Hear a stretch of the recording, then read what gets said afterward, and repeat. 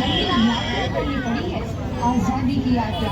इस यात्रा में हजारों लाखों लोगों ने अपनी जान की कुर्बानी दी। 1919 जलियांवाला बाग। आज हमारे बैसाखी का दिन है, लेकिन पूरा पंजाब बैसाखी नहीं मनाएगा। हम सब बैसाखी नहीं मनाएंगे।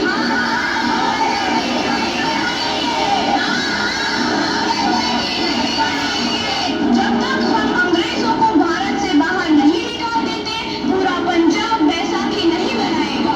अच्छा, तो तुम सब हमारा विरोध करता है। हेलो। हाँ, बहुत ही बुरा होगा। हम नहीं जाएंगे, तुम लोग जाओगे। हमें नहीं, तुमको भारत से भागना होगा। Soldiers fire.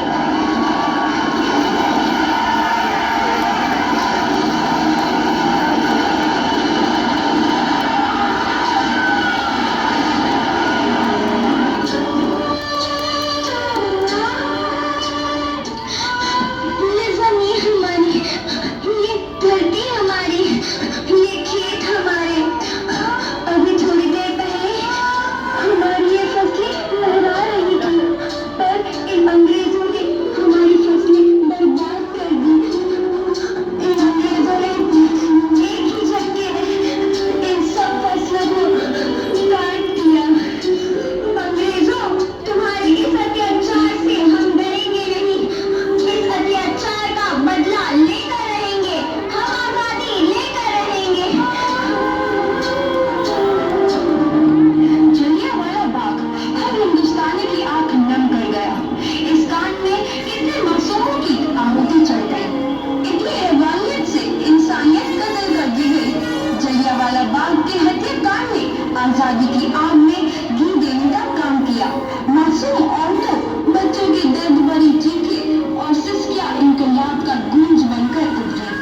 लाला लाजपत राय, भगत सिंह, राजगुरु, सुखदेव सरीखे क्रांतिकारियों ने भारत की इस जमीन से विदेशी दरिंदों को निकाल फेंकने के मंसूबे मजबूत कर लिए।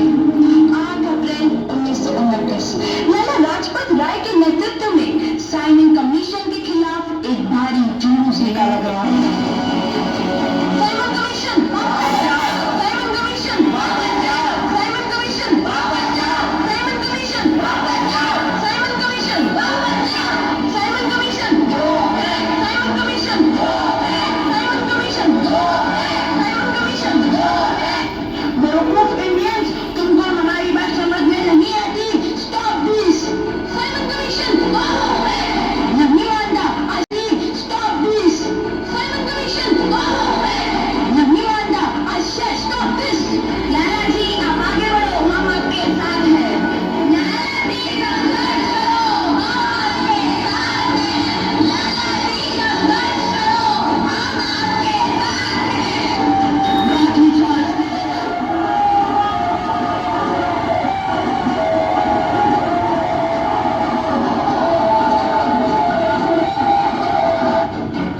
लाला जी को तो बहुत गहरी चोट लगी है, उनका सर फट गया है। मेरे शरीर में लगी एक एक लाठी अंग्रेजी सरकार के कफन में कील का काम करेगी। ये आजादी की लड़ाई रुकनी नहीं चाहिए। ये जिम्मेदारी मैं तुम सबको सौंप कर जा रहा हूँ। लाला लाजपत राय की दर्दनाक मौत के बाद भगत सिंह, सुखदेव, राजगुरु वतन के इन मतवालों के खून में ऐसा उबाल आया जिसका सामना करना अंग्रेजी सरकार के लिए मुश्किल हो गया। अंग्रेजों को करारा जवाब देने के लिए स्कॉट और सैंडर्स को मारने की रूपरेखा रची गई।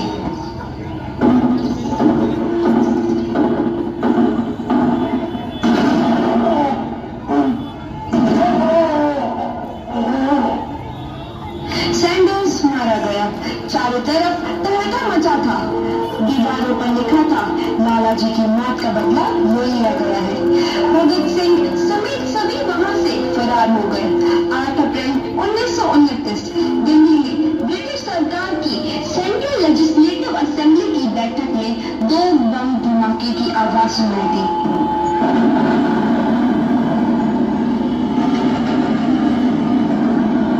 इन धमाकों ने अंग्रेजी हुकूमत को हिला कर रख दिया। इस घटना को अंजाम देने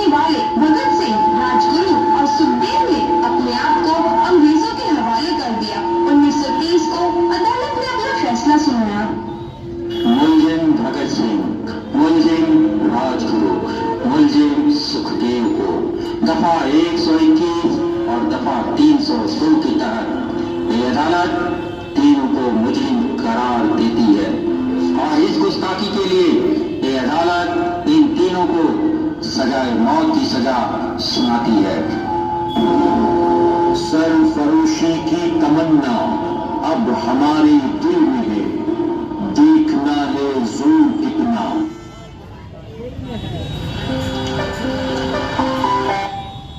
बाजुए कातिल में है।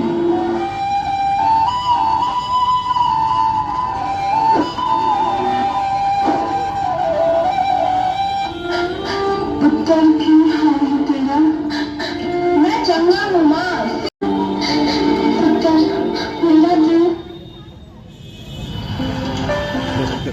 तेरी तरह पत्थर दिल नहीं होगा। तेरी ये गला सुन के मेरा कलेजा फटे जा रहा है। माँ मेरा दिल कोई पत्थर जैसा नहीं है, एक वतन परस्त का दिल है जो मेरे देश प्रेम के जज्बे को ताकत देता है। बेटा मेरा लाल। माँ आज मेरी तपस्या पूरी होने जा रही है। जे तू रोई तो मैंने तकलीफ हुई है।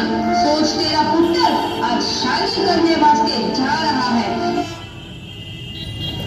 पर केवल इतना है, वो घोड़ी पर नहीं फांसी पर चढ़ने वास्ते जा रहा है। आज तू क्रांतिकारी की माँ है, कल तू एक शहीद की माँ होगी। माँ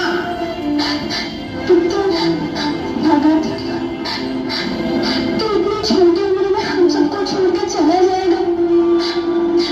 तूने जिंदगी में देखा ही क्या है पुत्र?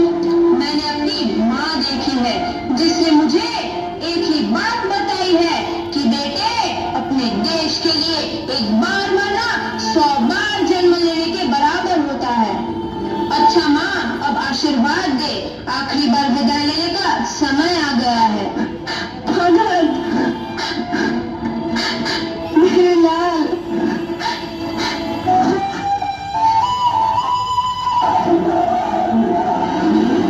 भगत सिंह तुम्हारी कोई आखिरी ख्वाहिश? हमारे हाथ खोल दिए जाए। हम तीनों दोस्त एक दूसरे से गले मिलना चाहते हैं, उनके हाथ खोल दिए जाए।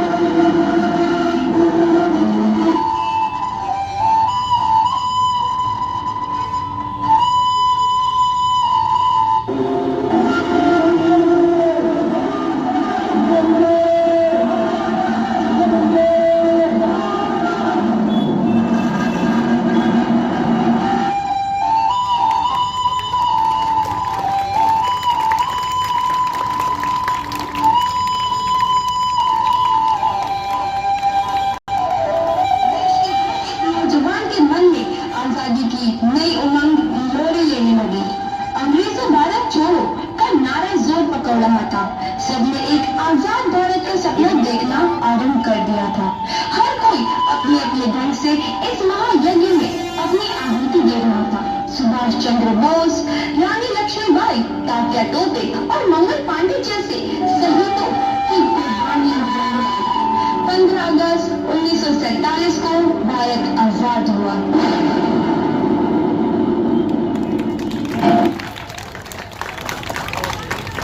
ये भाभी कहाँ जा रहे हो? फोटो तो खिंचवा लेते।